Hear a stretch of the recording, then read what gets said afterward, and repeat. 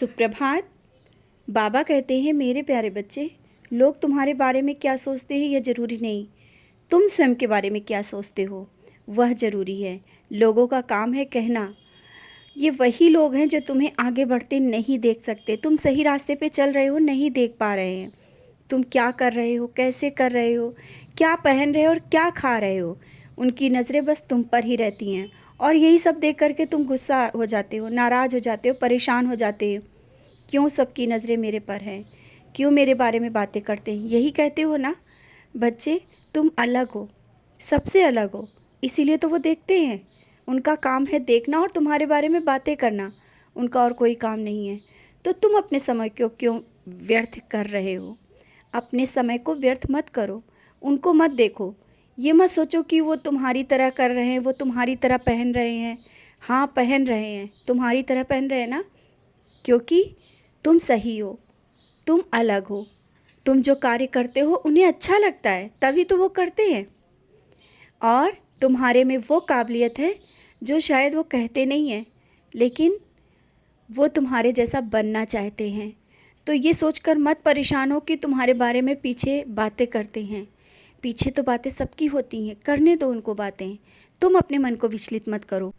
और जब लोगों की बातें कहीं भी सुनने में आती हैं तो तुम भी कभी गुस्से में कुछ कहने का मन करता है ना, उस वक्त सिर्फ साईं साईं कहा करो। क्योंकि ये सब बातें हैं ना, तुम्हें परेशान कर जाती हैं और तुम्हें गलत रास्ते में भटका देती हैं। और तुम भी उनके के जैसा ही जवाब देना और उनके जैसा बनने की कोशिश करने लगते हो। क्यों? तुम्हें तो साईं नाम मिला है ना। अपने मन को क्यों ख़राब करते हो, अपनी जिह्वा को क्यों ख़राब करते हो? साईं साईं रटो, सब रास्ता मिल जाएगा।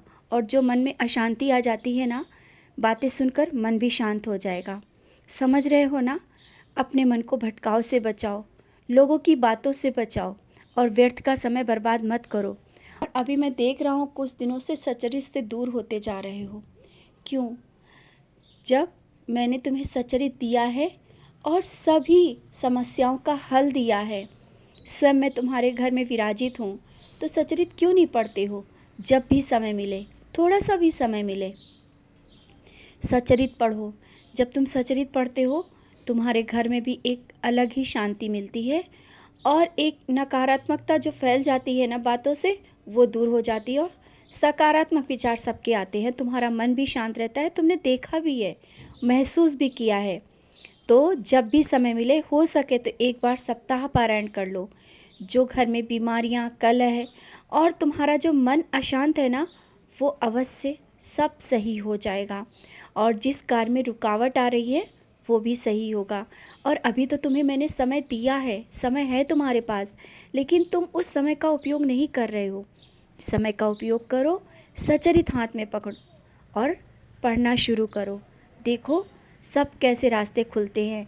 और जो अभी तुम्हें लग रहा है कि कहीं ऐसा ना हो कि इस कार्य में नाकामयाबी मिले, ऐसा कभी हो ही नहीं सकता है। तुम मेरा नाम स्मरण करते हो, मुझे हर पल याद करते हो, कहीं भी तुम्हें पीछे नाकामयाबी नहीं होने दूंगा, ना ही पीछे जाने दूंगा।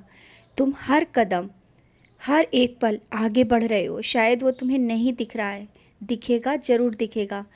और घर में कुछ विशेष कार्य करवाना चाहते हो ना, उत्सव ऐसा तुम्हारे मन में विचार आ रहा है, कोई बड़ा उत्सव तुम्हारे घर में हो, साईं संध्या या कुछ भी कार्य, वो जो मन में विचार चल रहे हैं ना, अवश्य हो जाएगा। जैसा तुम चाहते हो ना वैसा ही होगा। घर में एक उत्सव का माहौल होगा। जो साईं संध्या कराने की सोचा है तो साईं संध्या अवश्य होगी, बहुत अच्छी होगी। जैसा सोचा है उससे भी बढ़ के होगा। और कहाँ से इंतज़ाम हो जाएगा और कैसे तुम्हारी बातों को लोग मान जाएंगे, ये तुम समझ ही नहीं पाओगे। और शायद ये अभी सोच रहे हो कि अगर किसी से कहें वो तुम्हारी बात को समझे या ना समझे, माने ना माने, इसीलिए तुम अपनी बात को कह भी नहीं रहे हो। कोई ज़रूरत नहीं है कहने की, मैं हूँ ना। बस तुमने अपने मन में सोचा है ना, और वो सब रास्ते में खोलते चला जाऊँगा, सबके मन में विचार भी डाल दूँगा और सब कार्य बहुत अच्छे से होगा। विश्वास रखो, जैसा सोचा है उससे भी बढ़ के होगा। इसके बाद तुम शिरडी आना चाहते थे ना, शिरडी बुला लूँगा, क्योंकि कुछ कार्य अभी तुम्हारे अधूरे पड़े हैं, उन्हें पूर्ण करके तुम्हें आना है। और वो कार्य पूर्ण करा के तुम्हें मैं बुलाऊंगा। शायद तुम्हें याद होगा, तुमने मुझसे बोला था कि बाबा ये कार्य पूरा हो जाए फिर मैं आ जाऊं जल्दी से। तो हाँ, वो कार्य जल्दी से पूरा होने वाला है और तुम शिरडी आने वाले हो।